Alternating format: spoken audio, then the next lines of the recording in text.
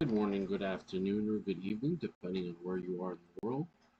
I would like to present to you lesson 9 of what I've learned about consulting for equity. First of all, I'd like to let you know that if you haven't seen lessons 1 through 8, I recommend that you watch them first so you'll understand the cumulative and building concepts. So, and the first 8, of course, are foundational. With that said, let's continue. Now, as I said, this is lesson 9 of consulting for equity. What I'd like to talk about today is something called start providing value on day 1. This is where you actually have to perform and provide value for the client after, of course, everything else has been ironed out, including the planning, the detailing, the prospecting, and also the payment. So let's talk about what that entails. First of all, when you create value for customers, you create value for yourself. Why? That's what they're paying for. They're paying for value. Okay. You gotta understand that you can do it. You have what it takes to provide transformative value. Okay. So if I could just put this up here.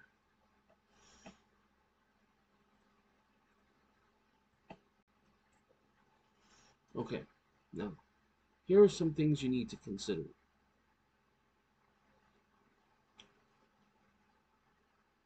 What if I can't provide? These are some objections that internally you could be thinking. What if I can't provide value? What if I can't transform their company? What if my systems and frameworks don't 10x? See, the thing is, if you're getting equity, you definitely want to multiply whatever they have from their baseline, which is whatever they're making now for profit, has to be multiplied. So the general formula is 10 times as much. Okay, so that's the idea. What you need to do first of all is think about the experiences you've had in your niche. This will solve the problems of not being confident about if you can do it or not. Fact is, you can if you have the skills. Now, first of all, these are the businesses you started and ran. Okay. These are the systems that you've implemented. These are the standard operating procedures or SOPs that you've created. This is for the day-to-day operations. The frameworks is the overall way of using the overall strategy behind what you're doing. And also the books you've read, the people you've learned from, and the courses you've taken. Now, what you're going to want to do, and I'll put this on the next pages, you're going to want to start with an initial quick but productive session. That is, you want to start with a half-day consult that gives you an opportunity to deliver fast and transformative value. That is typically about 4 hours. It's a half a day. Whether it's a half a day consult or a 2-hour kickstart or a 1-day coaching session, you're going to have to consider the following, which is you want to start with something short and impactful in order to demonstrate the kind of value you can provide. Now keep in mind that they need to understand that this is not a free sample, and what you want to do is go in and deliver a clear transformative value. What you do is you solve one set of challenges or problems for the company. So you want to solve one problem at a time. You're not trying to solve everything at a time, because that will take a longer term part. Now, this part is paid, but this part is where you can prove that you can provide value for longer term cooperation, which will include payment and usually in terms of equity in the company. In the previous session, we talked about what the equity would look like. There's different forms. I do recommend you go back and look at that. Now, what you want to do is you want to pack that session with so much good stuff that you know. Sorry, not I know. That you know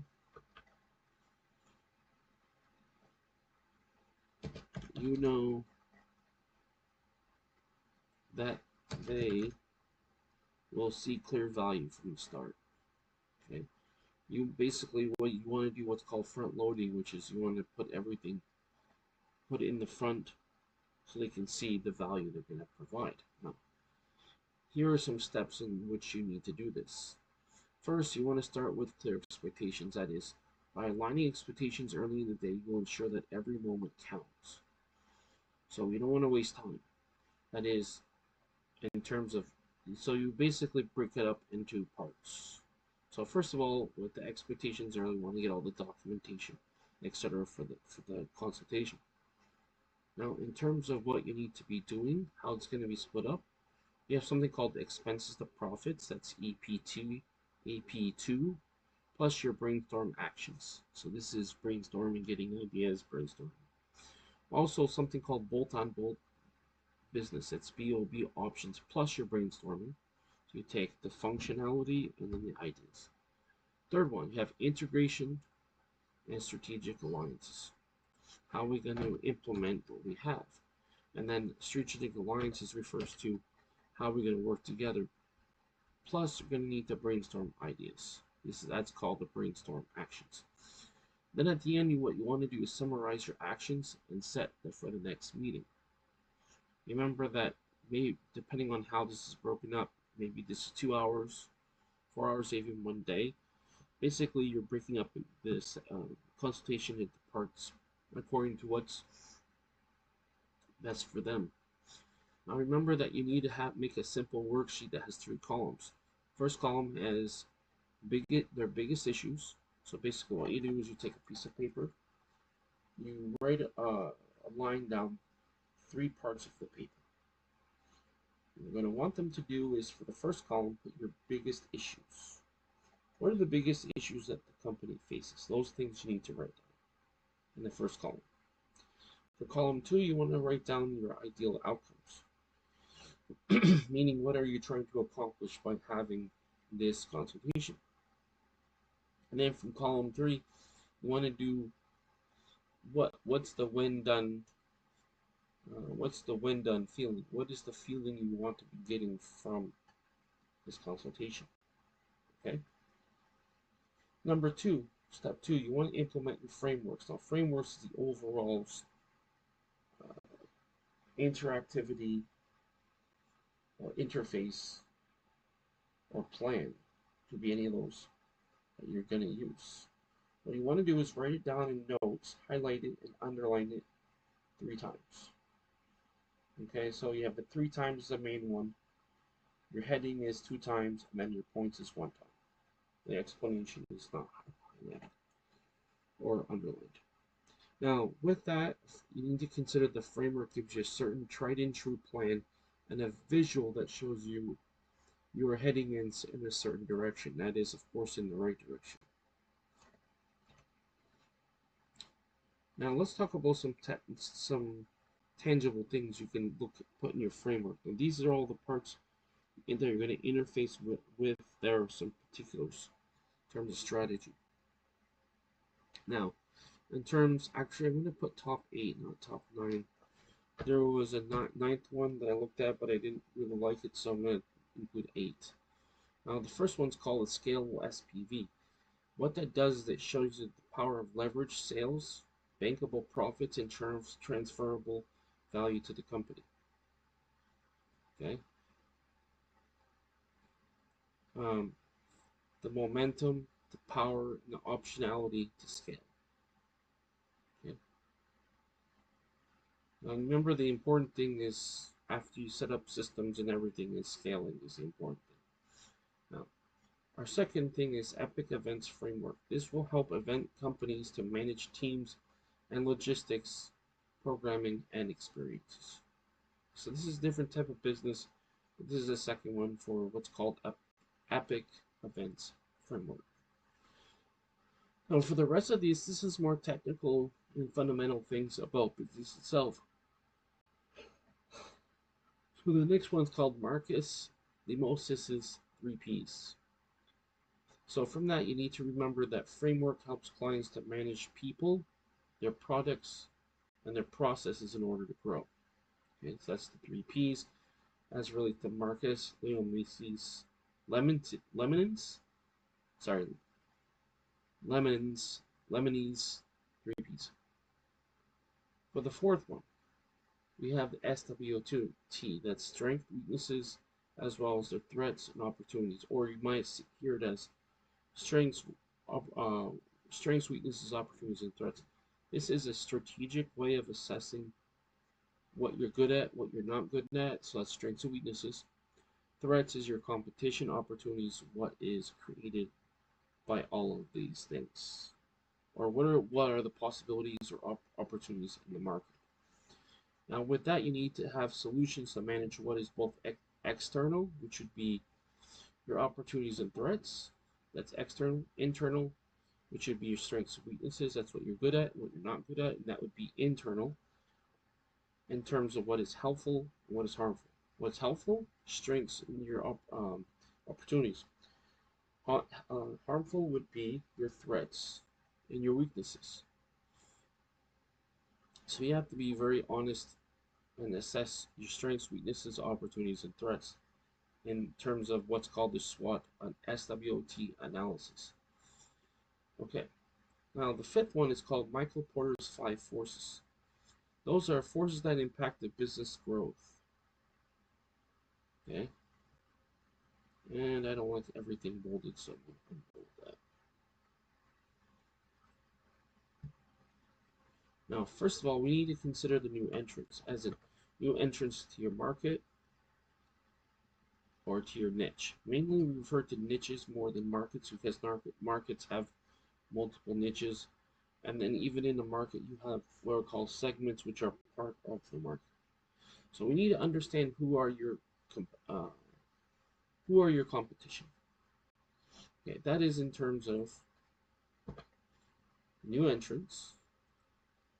That is also the threats of substitutes, meaning what else can be substituted. You don't need commas here, sorry about that. Also, we need to consider, so we consider from your competition, that's new entrants, that's your threats. Threats of substitutes, that also is a type of threat, that's a market threat, a product or service threat. Also the bargaining power of suppliers, so that's external as it relates to how you interact with suppliers. It's not a competitor, it's how much you have to spend to get the product itself. Then you have to consider the bargaining power of customers. Again, that's external. These are external things. So what kind of deal or what kind of price can customers get? So that those things have to be considered. And then of course competitive forces, which is, as I was referring to earlier, that has to do with threats. Okay. So who's directly competing with you in the market? That's competitive forces. Now, in terms of the marketing mix, by the way, is a expression of a combination of marketing strategies. Now, there are 4 basic things for the marketing mix to consider. The first thing is promotions. This is a way to get customers to come in and to be aware of your product. Second thing is the product, or let's say product or service or service. That's it's the thing that you're selling. The place, this is going to be the way in which that you're going to conduct the medium, which could be like, for example, online or offline. So offline, the place, what's the location?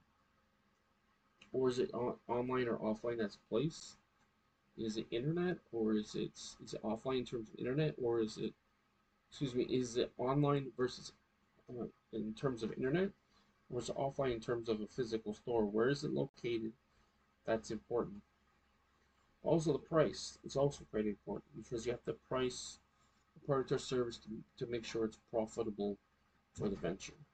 Okay, so that's seems kind of obvious, but those are 4 things that are important to remember for marketing. You have to understand how you're going to price the product. Okay. Now, we also have to consider something called the 7 P's service company marketing mix. This includes the process, what is included in the whole procedure, the people, who is involved in it, the physical evidence, and the marketing mix for service companies. He calls it the 7 P's. It actually should be called the 4 P's. But yeah. Now, there's something called the McKinsey 7's framework. Again, the first thing you want to consider strategy was the overall way of accomplishing the goal. Second thing you want to consider is something called strategy. You have strategy and system intertwined with skills. So you have your structure and systems. This is the overall way of doing it with what you have available. You intertwine with your skills. And then you have a staff and style to create shared value. So basically what you have is three things. You have strategy, structure, systems, skills, staff, style, and shared value. Now, strategy is the overall way of doing it. Structure is the overall framework. Systems is specific ways to execute uh, the day-to-day functionality. Skills are what is available, what is the expertise. Your staff is going to be your employees who's going to be able to provide the product or service. And then also the style is how would you go about doing it. There's various factors which I won't go into, but there's different ways in which that this can be done from a cultural or let's say company culture point of view. And then finally, shared value. What is important to the company? Okay. That's the shared value. So you share values that the company can relate with, and also values within the company to produce the highest quality at the most ethical way. Now, when we talk about a third step in this, we have to consider we need to review documents and data. And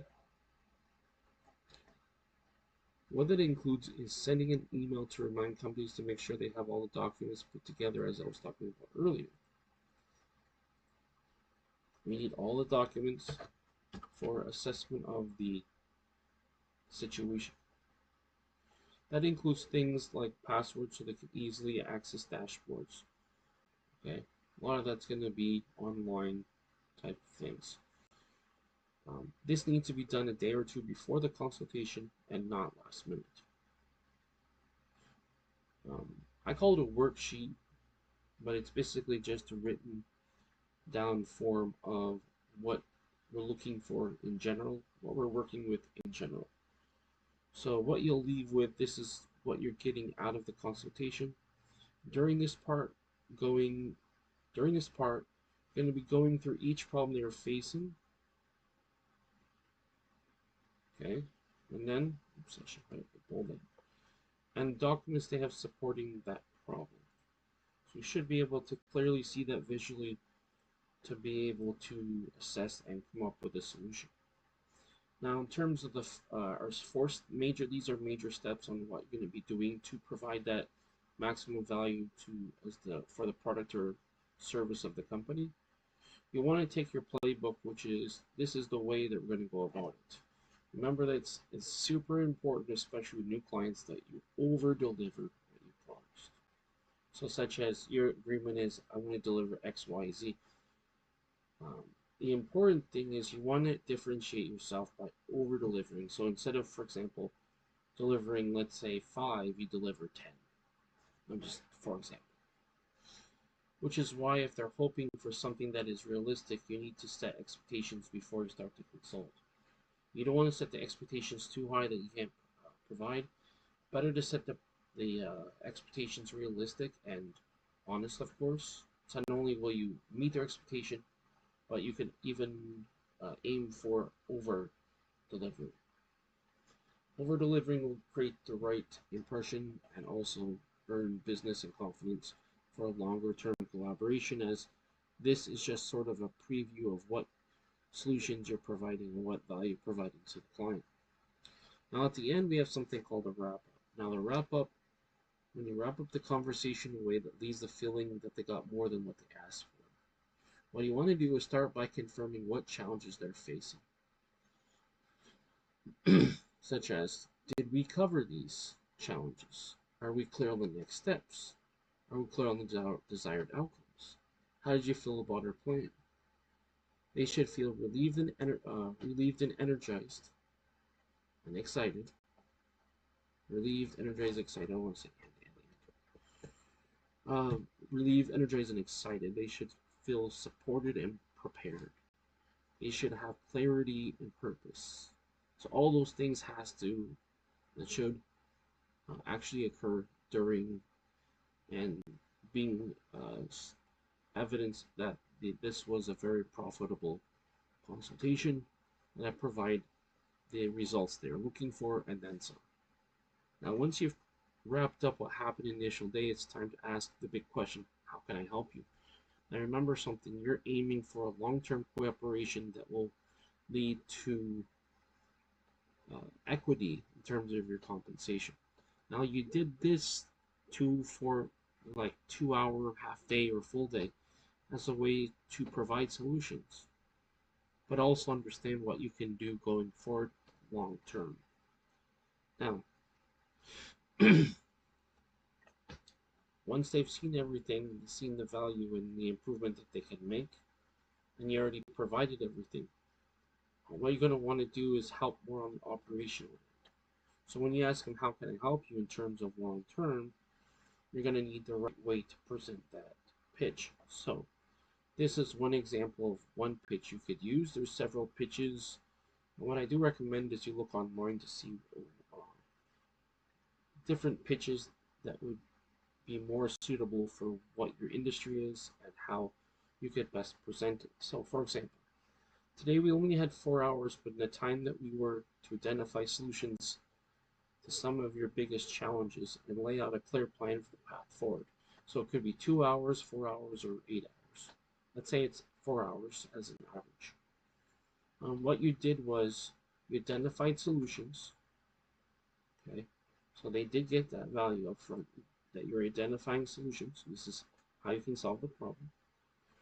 Solutions based on the biggest challenges that they had, and you laid out a clear plan for the path forward.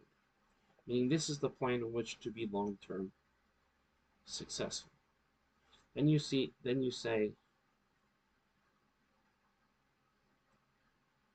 I believe this plan will be successful and your desired outcomes will be reached. These are the buzzwords you need to use. These are things that will get their attention, that will show them that they are serious about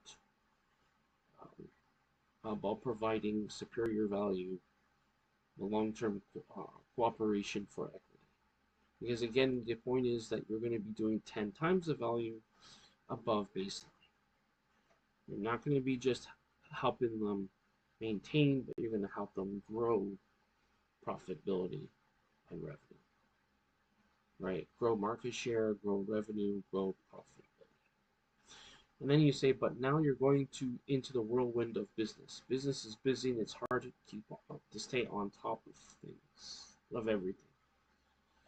Okay, so they're gonna want a system in which that they can better manage the situation. That is, it's hard to stay on top of everything going into additional new things. Do you need someone to champion the cause to push these initiatives forward? I'd love to step in and help you implement the framework, and the key thing is implement the framework we talk about today. What do you think of working together on an equity basis? Okay.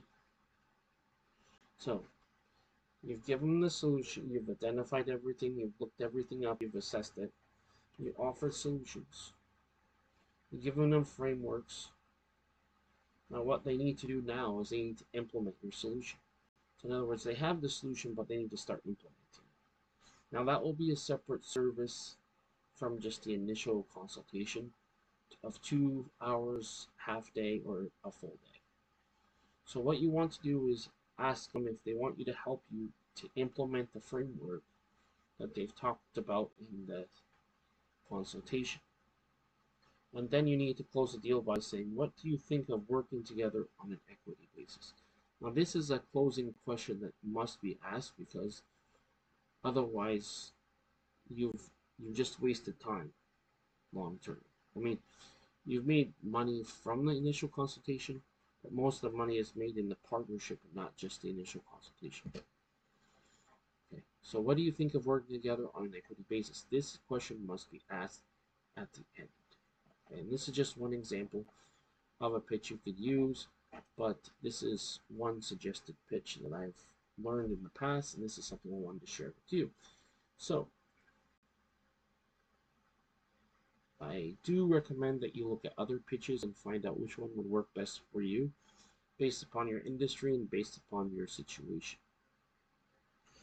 Okay. All right. I think that will do it for this lesson. Now remember that from this lesson, we talked about starting to provide value, or start providing value on day one. From day one of your consult, you want to be providing value. Remember, the value is based upon the solutions, the assessment of the problem based upon all the data, the frameworks in which the solution that you're providing, and the frameworks in which they can implement the solution. Now at the end, what you want to do is you want to have a pitch that will allow you to, based upon your goal of closing the deal. So your goal is not just to have a one initial one-off consultation, or even splitting up your total consultation into separate sessions. You want to actually have a long-term cooperation where you're getting equity, and that's the whole point of what we're talking about when we talk about consulting for equity. Okay, so it's just like anything else. There are steps, and there's a methodology in which we do it that works versus what doesn't work. So we need to focus on the working end of it. So I'll conclude the lesson for today. As I said before, if you haven't seen the first 8 lessons, I recommend that you do that because they are cumulative and they are foundational. This will explain other factors that leads up to finally providing value. As you remember that there's other steps that you need to do before that, which is things like understanding your expertise, the presentation, right, the planning, right, the marketing, and then of course the proposal. And then here, what we're going to do after we did the proposal and finally the payment, we're going to be doing is focusing on providing value. You need to be confident in what you have, because you know you wouldn't be providing this if you didn't have the expertise. You just need to have a framework in which that you can not only present it, but also show the value of what you have. Okay, so that's the point. All right, so I'd like to thank you for taking the time to watch these videos. You could be watching any other business or marketing video, but you're watching mine, so I greatly appreciate it. Now, as this did provide value for you, what I'd like you to do is please click like on the video. That way you'll be pushing the algorithm, more people will be able to view it and enjoy it. If you haven't already, please click the please click the subscribe button. Of course, you're going to click like first, then that will be pushing the algorithm, more people will be able to benefit from these videos, be able to see it. Also, please click the subscribe button, that way you'll have access to all the content on this channel, as I do have a variety of content on this channel for you to benefit and be able to view. Alright. Also, if you haven't already, please click the bell button. That way you'll be notified of all my future videos. That way, when new videos do come out, you will be notified accordingly, and you won't miss out on any of my new videos. With that said, I'd like to thank you for taking the time to watch this video. I'd like to wish you a great day wherever you are in the world. Take care, and I'll talk to you